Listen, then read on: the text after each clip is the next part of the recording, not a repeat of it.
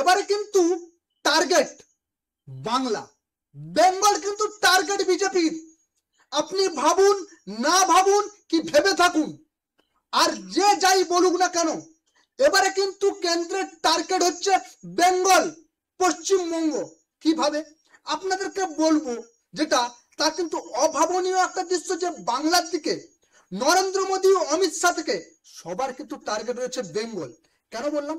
কারণ হচ্ছে আপনারা দেখেছেন রিসেন্টলি কয়েকটা রাজ্য এই কয়েকটা বছরে, অর্থাৎ 24-এর পর থেকে কিন্তু আমরা কয়েকটা রাজ্যের ভোট গড় দেখেছি। কিন্তু সেখানে যেখানে দিল্লি একটা ব্যাপার ছিল, দিল্লির ভোট যদি আমরা দেখি তাহলে কিন্তু অবাক হয়ে যাবেন। আপনারা দেখেছেন, আমি বেশি কিছু বলতে চাই না সেটার ব্যাপারে। কিন্তু আপনি বলবেন যে না, দিদি মোদির সঙ্গে সেটিং আছে, দিদি মোদির সেটিং আছে। হ্যাঁ, যেখানে 2004 সালে যখন সেই সময় 2004-05 যে সময় কিন্তু অটল বিহারী বাজপেয়ী যখন ছিল প্রধানমন্ত্রী, তখন কিন্তু রেলমন্ত্রী ছিলেন মুখ্যমন্ত্রী মমতা বন্দ্যোপাধ্যায়। আর সেই সময় থেকে সেটিং ছিল। আর এতদিন ধরে মুখ্যমন্ত্রী মমতা বন্দ্যোপাধ্যায়ের অনেক কিছু মানে সহ্যের ক্ষমতা করেছে। আর দ্বিতীয়ত কয়েকটা কারণ আছে, আমাদের বাংলাতে সঠিকভাবে ধরে রাখার জন্য লড়াই করার মতন কিন্তু নেতা ছিল না। ভাবতে বলবেন শুভেন্দু অধিকারী এলো বলে কি হয়ে গেল?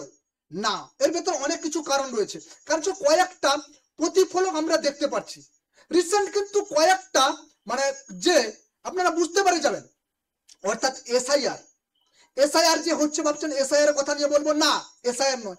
আপনাদের কিছু কিছু কেন্দ্র যে একটা বিশাল বড় অ্যাকশনে চলেছে। আচ্ছা, 19-এ কোভিড হয়েছিল, সেটা মনে রাখুন। 19-এ কোভিডের পরে কিন্তু 21-এ ভোট হয়, অর্থাৎ তখন কিন্তু কোভিডের ডিস্টেন্স মেনটেন করে।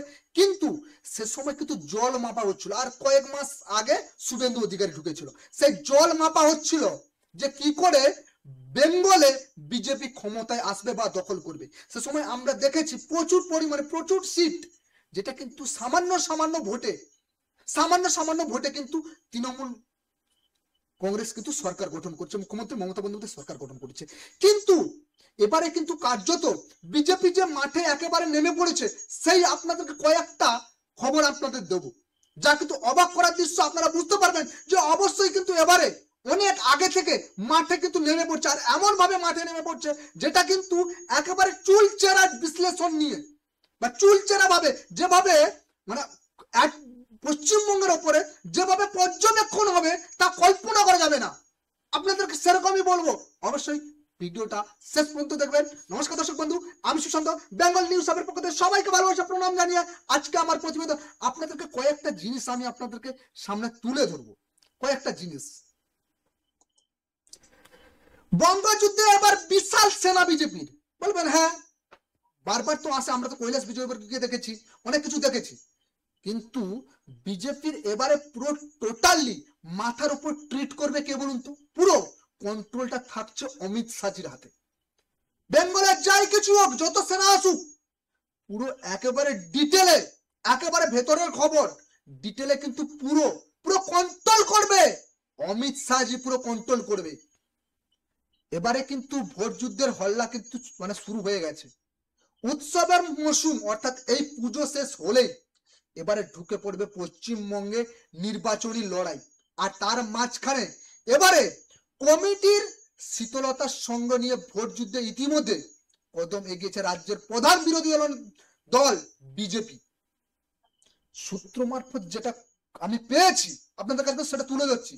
দুর্গোৎসবের পরে সারা দেশ থেকে বিশাল পদ্ম বাহিনী ঠিকানা হবে বাংলা, বিশাল পদ্ম বাহিনী। কেন বলছি? বাংলাতে যে কটা নেতা আছে, কয়েকজন নেতা আছে, আর সব নেতার একেবারে বাংলা তৃণমূল কংগ্রেসের একেবারে সুপ্রিমকে মুখ্যমন্ত্রী মমতা বন্দ্যোপাধ্যায়, তিনি যেটা বলবেন সেটা। আর এখন দিয়ে দিয়েছে হচ্ছে আইপ্যাকের হাতে, এটা হচ্ছে প্রতীক জৈনের হাতে। কিন্তু এবারে যেটা বিজেপি কিন্তু কারো হাতে দেয় না, বিজেপির পুরো একেবারে তার বিভিন্ন সংগঠন আছে যেগুলো মাঠে নামতে চলেছে, একেবারে পুজোর পরে ঝাঁপিয়ে পড়তে চলেছে। কেন আপনাদেরকে কয়েকটা কথা মনে করে দিলে আপনারা বুঝতে পেরে যাবেন। পদ্ম শিবিরের বাহিনী হবে বাংলা, সেই বাহিনী কার্যত রাজ্যে নেতৃত্বে একেবারে ঠুটো জগন্নাথ করে পশ্চিমবঙ্গকে একেবারে নির্বাচন পরিচালনার দায়িত্ব কাঁধে তুলে নেবে। পশ্চিমবঙ্গকে পুরো ফুটো জগন্নাথে পরিণত করে দেবে এবং নির্বাচনের পুরো কার্যটা পুরো হাতে তুলে নেবে। পশ্চিমবঙ্গে এতদিন ধরে হয়েছে, এখন তো কর্মীরা কাজ করছে, এবার তারা কিভাবে কাজ করবে সেটাও ডিটেলসে বলে দিচ্ছি। গত বিধানসভা নির্বাচনে বাংলায় 200-র বেশি আসন নিয়ে সরকারের বদলের স্বপ্ন ফের করেও বিজেপি থেমে যেতে হয়েছিল মাত্র 77-এ। 200 বেশি আসন পাবে বলেছিল, কিন্তু 77 আসনে থেমে যায়। এবার নির্বাচনের অনেকদিন আগেই তারা পূর্ণ শক্তি নামিয়ে দিতে চাইছে বঙ্গ দখলের জন্য। দেশের নানা জায়গায় সাংসদ প্রায় 1200, দেশের নানা জায়গা থেকে প্রায় 1200 নেতা আগামী কয়েক মাসের ঠিকানা হবে বঙ্গতে। 1200 সাংসদ নিয়ে আসবে বঙ্গতে, প্রাক্তন থেকে এখন বর্তমান যেসব সাংসদ আছে, প্রাক্তন যেসব সাংসদ আছে তাদেরকে নিয়ে রাজ্যের 4টি জায়গা ছড়িয়ে গিয়ে গোটা রাজ্যের নির্বাচনী আহ্বান নিয়ন্ত্রণ করার দায়িত্ব পড়বে তাদের। রাজ্যের 4টি জায়গায় ছড়িয়ে গিয়ে, পুরো রাজ্য ছড়িয়ে গিয়ে তারা কিন্তু পুরো বাংলাটাকে ডেভেলপ করবে। পুরো বুঝতে পারছেন, কোনো হ্যানাই প্যানাই করার আর চলবে না। বঙ্গ বিজেপির যারা আছেন পেটুখোররা, তারা এবার বুঝে নিন, আর সেটা চলবে না। তার কারণ আপনাদেরকে অনেক কিছু বলে দিয়ে যাবো। বিজেপির কেন্দ্রীয় নেতৃত্ব সিদ্ধান্ত করেছে বাংলায় নির্বাচনী পর্যবেক্ষণের দায়িত্বে থাকবেন কেন্দ্রীয় মন্ত্রী ভূপেন যাদব, রিসেন্ট আপনারা কয়েকদিন আগে দেখেছেন। তার সহযোগিতায় ভূমিকায় থাকবেন ত্রিপুরার প্রাক্তন মুখ্যমন্ত্রী বিপ্লব দেব। আর এই 1200 জন বাহিনীর নেতৃত্বে থাকবেন এই 2 জন। সকলের মাথার উপরে থাকবেন স্বয়ং কেন্দ্রীয় স্বরাষ্ট্রমন্ত্রী অমিত শাহ। বিধাননগর নিউ টাউন এলাকায় তারা থাকার মতো একটি উপযুক্ত জায়গা পর্যন্ত তারা খুঁজে নিয়েছে। ডিসেম্বর থেকে সেখানে ঘাঁটি গাড়তে পারেন শাহ। প্রতি মাসে অন্তত 7 থেকে 10 দিন রাজ্যে আসতে পারার পরিকল্পনা কিন্তু অমিত শাহ রয়েছে। 7 থেকে 10 দিন আসবেন অমিত শাহ। কিন্তু এই বিশাল বাহিনীর কাজ কি? মূলত কেন্দ্রীয় গোয়েন্দা দপ্তরে যেটা জানতে পারা যাচ্ছে যে পেশাদার সমীক্ষা সংক্রান্ত বিভিন্ন সময় দেওয়া রিপোর্টের ভিত্তিতে মাটি পরীক্ষার কাজে বসবেন তারা। এই বাহিনী মাটি পরীক্ষা, কি মাটি? নিশ্চয়ই আমাদের এই সল্ট মাটি নয়, রাজ্যের বিজেপির মাটি, বিজেপির দলের মাটি। কিভাবে বিজেপির নিচু সংগঠন কিভাবে কেন সামান্য ভোটে হেরে যাচ্ছে, কি ব্যাপার, সেইটা দেখার জন্য। কোথায় কি প্রচার হবে, কে প্রচার করবেন, প্রচার সূচি কেমন হবে, সবটাই ঠিক করবে এই বাহিনী। একজন সাংসদের দায়িত্বে থাকবেন 2টি করে বিধানসভা, মানে একজন সাংসদের দায়িত্বে থাকবে 2টি বিধানসভা। একজন সাংসদের দায়িত্বে থাকবে 2টি বিধানসভা, আর 3 থেকে 4 জন নেতা, এবং বিধানসভা ভিত্তিক 10 থেকে 12 জনের একটি দল থাকবে। বিধানসভা ভিত্তিক 10 থেকে 12 জনের একটি দল থাকবে। প্রতিটি বিধানসভার জন্য একটি করে অটোমেটেড ইউনিট যোগাযোগ নম্বর তৈরি করা হবে। পুরো দল সেই নম্বর ব্যবহার করবে। তাদের কাজ হবে ছদ্ম প্রচারকের খোঁজ করা। তাদের নিয়ে তৈরি হবে হোয়াটসঅ্যাপ গ্রুপ। ভাবছেন যে হোয়াটসঅ্যাপ গ্রুপগুলো চলছে এমনিতে বিজেপি, যারাই থাকে ওরাই থাকে না, এবার সম্পূর্ণ আলাদা একটা ব্যাপার হবে। আরো বিজেপি সূত্র মারফত জানতে পারা যাচ্ছে নির্বাচনী ঘোষণার পরে ভোট তালিকার প্রতি পাতার জন্য একজন পৃষ্ঠ, মানে নির্বাচনী ঘোষণার পরে ভোট তালিকায় প্রতিটি পাতার জন্য একজন পৃষ্ঠ মুখ্য অর্থাৎ নিয়োগ করা হবে। তার অধীনে থাকবেন আরো 5 থেকে 6 জন। তারা কোন রকম দলীয় প্রচারের সরঞ্জাম ছাড়াই যতদিন না নির্বাচন হচ্ছে ওই পৃষ্ঠের প্রত্যেকটি ভোটারের সঙ্গে ব্যক্তিগতভাবে যোগাযোগ রাখবে। তবে এত আয়োজনের মধ্যে রাজ্যে বিজেপির অবস্থা কার্যত নিধিরাম সর্দারের মতন মনে হতে পারে আপনাদের। অর্থাৎ পুরো প্রক্রিয়া তাদের খুব একটা ভূমিকা থাকছে না। পুরো প্রক্রিয়া নিয়ন্ত্রণ হবে কেন্দ্রীয় নেতৃত্বের তরফে। পুরো প্রক্রিয়াটা তেনারা নিধিরাম সর্দারের মতন করলেও পুরোটা থাকবে স্বরাষ্ট্রমন্ত্রীর হাতে। এত সেনা নিয়ে সমরে নেমে বঙ্গ বিজেপির স্বপ্ন পূরণ হবে কি তা নিয়ে যদিও আশা থাকছে, কিন্তু মানে আশা থাকুক নাই থাকুক, কিন্তু একটা জিনিস আপনাদেরকে বলে দিই। ভাবছেন 1200 তারা নামাবে সাংসদ, কি তারা বড় বড় নেতা নামাবে?